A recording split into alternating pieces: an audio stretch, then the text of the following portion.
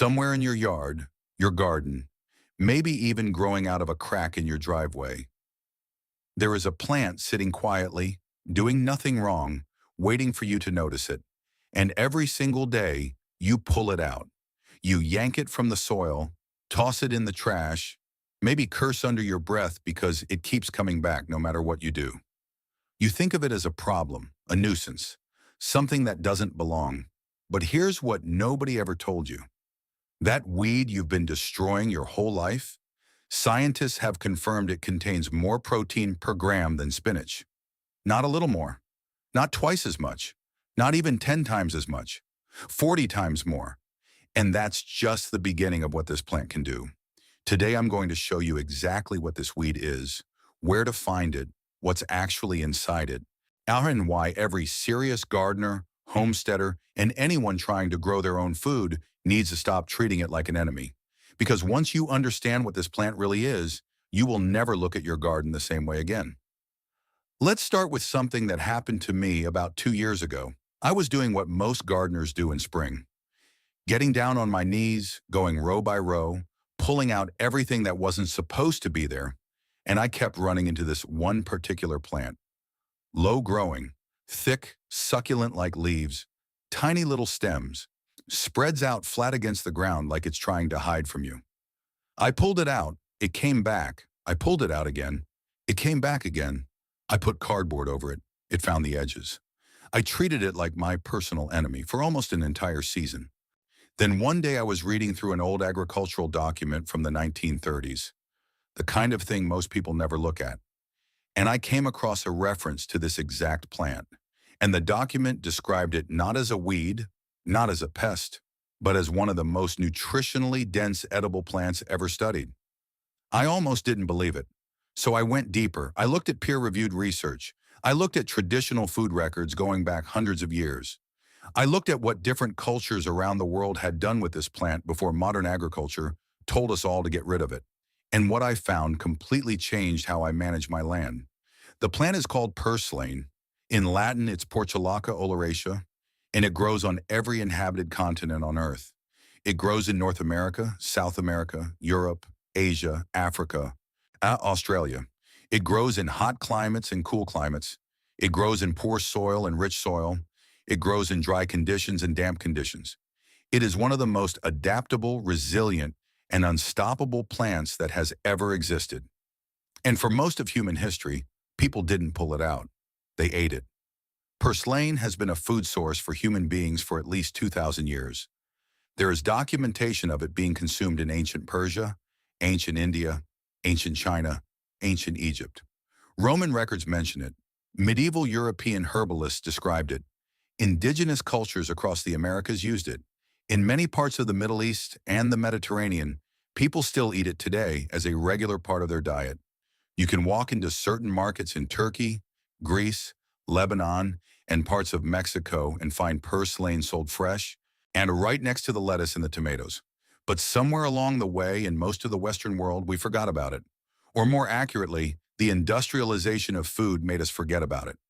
When food production became centralized, when seed companies started telling us which plants were legitimate and which ones were weeds, purslane got pushed off the list.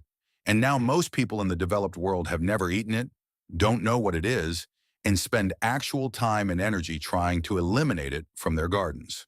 Meanwhile, it is sitting there, in your soil, offering you something extraordinary. Let me give you the numbers, because this is where things get genuinely shocking. 100 grams of raw spinach contains about 2.9 grams of protein. That's why spinach has this reputation as a superfood. People put it in smoothies. They talk about it constantly. It's everywhere. Now here's purslane. When you account for water content and compare dry weight to dry weight, which is the scientifically accurate way to compare plant proteins, purslane's protein density comes in dramatically higher than spinach. Some analyses place it at more than 40 times the usable protein concentration on a like-for-like dry matter basis. But protein is honestly not even the most impressive thing about purslane.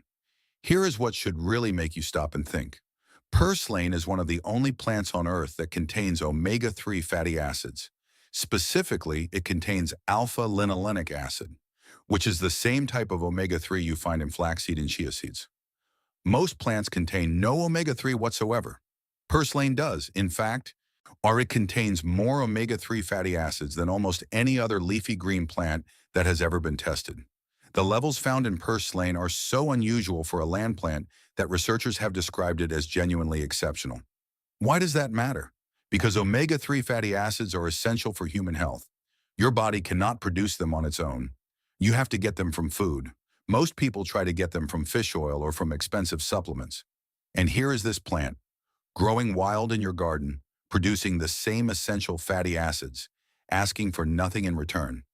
It also contains significant levels of vitamin C, vitamin A in the form of beta-carotene, vitamin E, magnesium, potassium, iron, calcium, glutathione, which is one of the most powerful antioxidants the human body uses, betylene pigments, which give the plant its slightly reddish tint in some varieties, and which have been studied for their anti-inflammatory properties. This is not a weed. This is a pharmacy growing for free in your garden. And now here's the part that should really frustrate you, because it frustrated me when I first understood it. The modern lawn care and garden maintenance industry has spent decades teaching you to remove this plant as efficiently as possible. Herbicide companies sell products specifically designed to kill purslane. Gardening books listed in the weed section. When you search online for how to deal with purslane, most of the top results are articles about how to eliminate it permanently. Nobody in that system benefits from you eating your weeds. Nobody sells you a product. The purslane just grows. You harvest it, you eat it. Who would a transaction complete? This is why the knowledge got buried, not through any organized effort, just through the basic economics of modern food and gardening culture. If it's free and it grows itself, it doesn't fit neatly into a supply chain. Now let me tell you what purslane actually tastes like, because I know that's what some of you are thinking about right now. It has a mild, slightly tangy flavor. Some people describe it as a little lemony. Others say it tastes slightly salty. The texture is crisp and slightly mucilaginous, meaning there's a tiny bit of a slippery quality to it when you bite in, similar to okra, but much more subtle. Most people who try it for the first time are surprised by how pleasant it is. It is genuinely good. In Mediterranean cooking, it's often used raw in salads, mixed with tomatoes, cucumbers, olive oil, aron, and lemon juice. In Mexican cuisine, it's called verdolagas, and it's cooked with pork or beans. In Greek cooking, it goes into salads with feta cheese. In Middle Eastern dishes, it's used in fadish. It wilts down quickly when cooked, similar to spinach, and takes on a slightly earthier, more savory flavor when heated. You can eat it raw as a salad green. You can add it to smoothies. You can stir fry it. You can add it to soups at the last minute. You can use it as a spinach substitute in almost any recipe. The stems and leaves are both edible. Young plants taste the best. The older the plant gets, the tougher and slightly more bitter the stems become. So harvest it young and tender. Now here's what I want you to do practically, because this channel is always about real results, not just theory. Go outside today. If you have a garden, eat a yard, a patio, any patch of ground at all. Look for purslane. It grows low to the ground. The stems are thick and often have a reddish tint. The leaves are small, rounded, paddle-shaped, and feel slightly waxy or succulent-like between your fingers. When you press a leaf, it's firmer than a typical herb leaf. The plant spreads out flat, hugging the ground, often in a star or fan shape.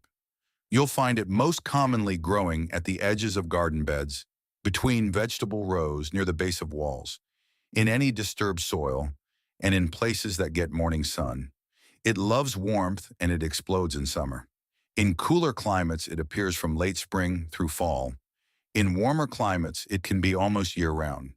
If you're not sure whether what you found is purslane, here are the identifying features you need to look for. The stems are thick, smooth, and succulent. They snap with a satisfying crack when you break them, similar to breaking a small succulent plant. The leaves are completely smooth. No hairs, no fuzz, no texture. They feel almost waxy. They're small, typically between 1/2 inch and 1 inch long, rounded at the tip, and they attach to the stem in a somewhat alternating but clustered pattern. The flowers, if the plant has had time to flower, are tiny and yellow, appearing in the joints where leaves meet stems. The seeds are incredibly tiny and black. One important note: make absolutely sure you're identifying it correctly before you eat any wild plant. Purslane can be confused with spurge, which is a different weed that is not edible. The key difference is this: spurge produces a milky white sap when you break a stem. Purslane does not. When purslane's sap is clear or barely visible. If you break a stem and see white milky liquid, put it down and wash your hands. That is not purslane. When in doubt, look up a detailed plant identification guide with photos for your specific region before eating anything.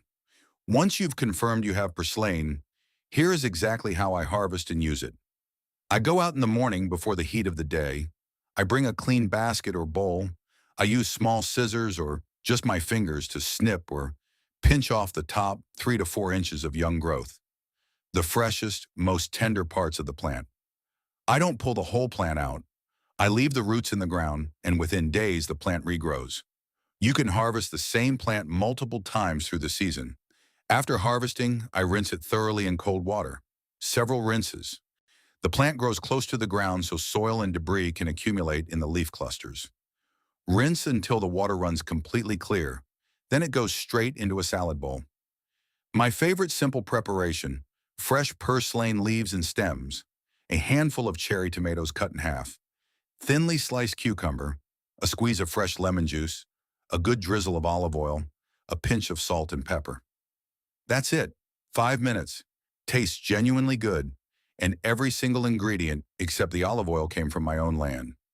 Now let me talk about what purslane does for your soil, because this is something most people never consider, and it completely changes how you think about so-called weeds.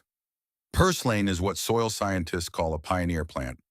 When soil is disturbed, when you dig it up, when you remove other plants, when rainfall compacts the surface, purslane is one of the first plants to colonize that bare ground. And it does something very specific and very important when it does.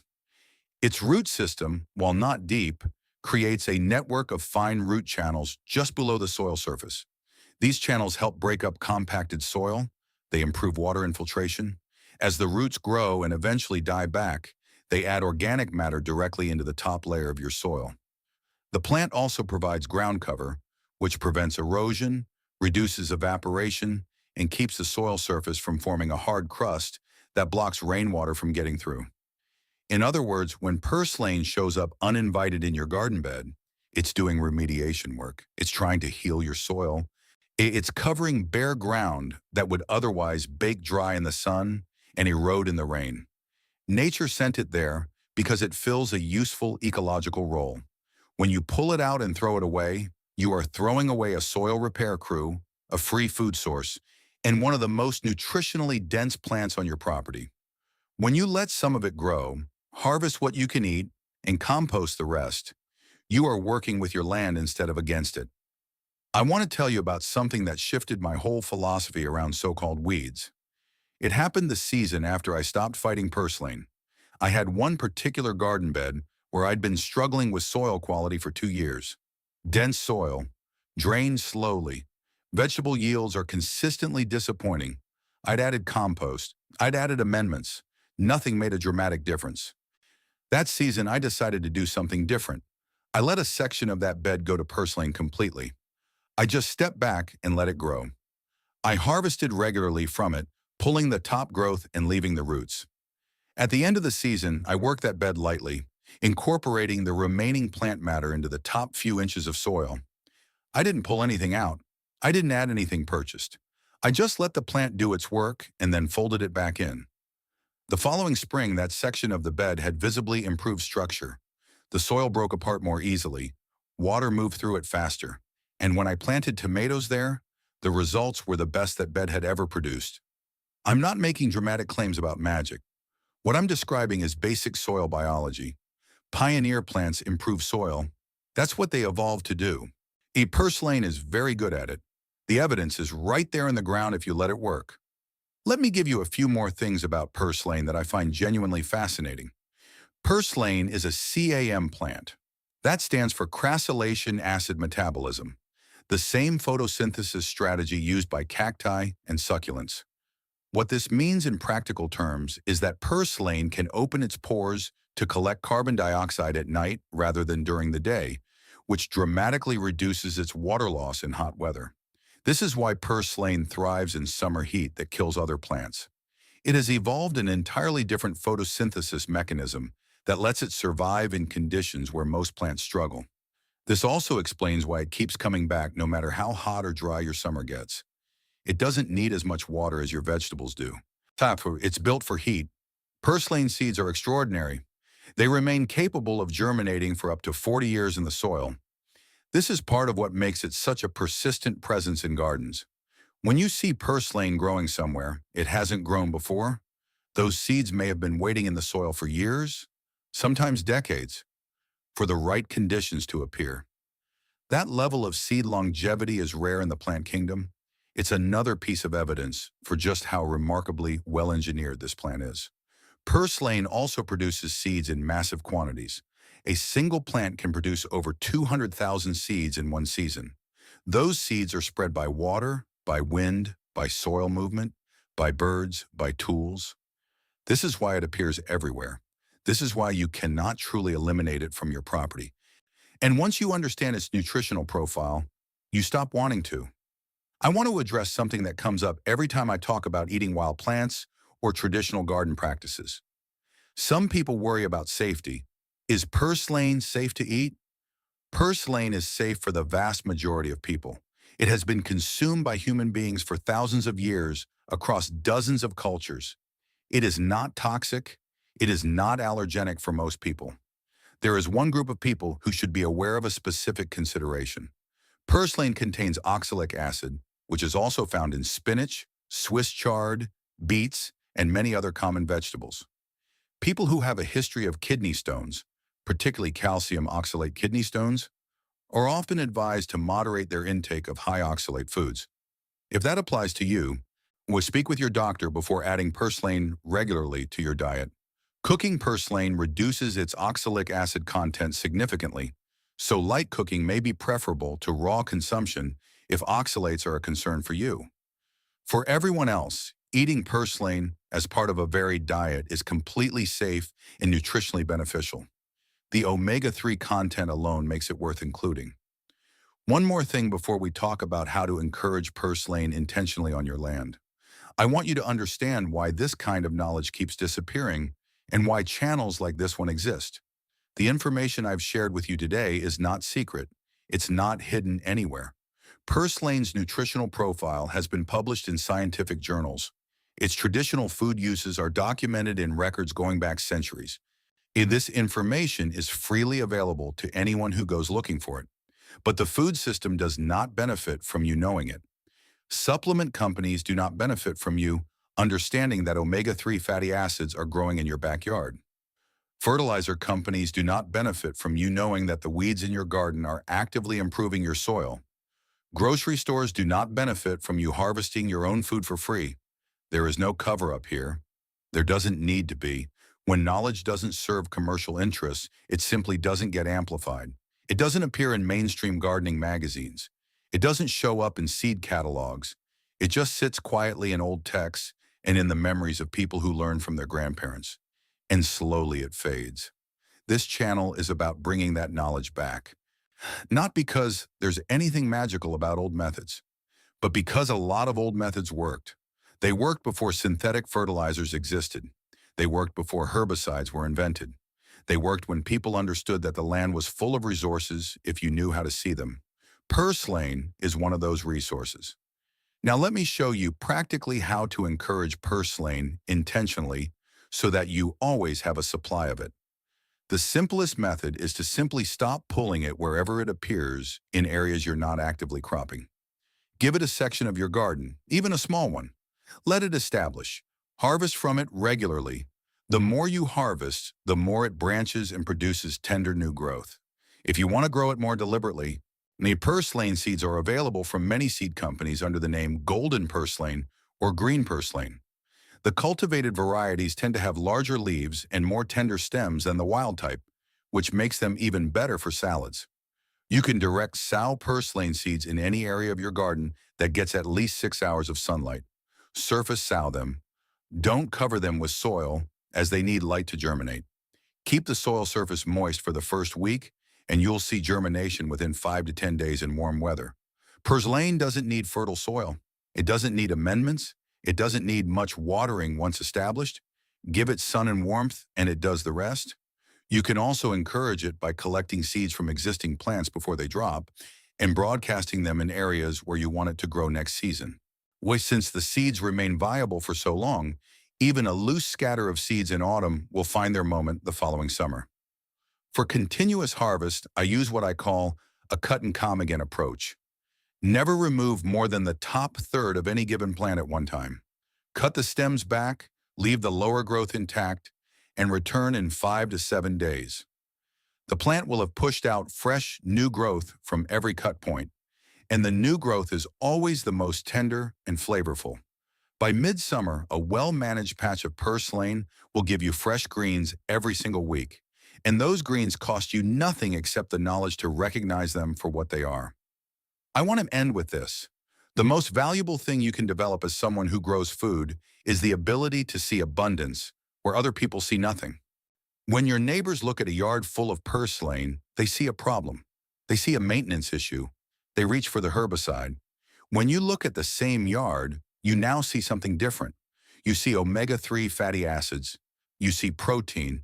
You see vitamins and minerals and antioxidants. You see a ground cover that's preventing erosion and building soil. You see a plant that has fed human beings for 2,000 years and will keep growing whether you want it to or not. The only thing that changed between those two views is knowledge. That is the whole point of this channel. Every single week, I want to give you one more piece of knowledge that changes how you see the land around you. One more thing that turns what looks like nothing into something genuinely valuable. Next week, I'm going to show you another plant that most gardeners destroy on site and explain exactly why that's been a costly mistake for soil health. If you want to catch that one when it drops, make sure you're subscribed and hit the bell so you don't miss it. And if you tried purslane after watching this video, I want to hear about it. Drop a comment below. Tell me where you found it, what you made with it, what it tasted like. This community learns from each other, and your experience might be exactly what someone else needs to read to take that first step. The food is already growing. You just have to learn to see it.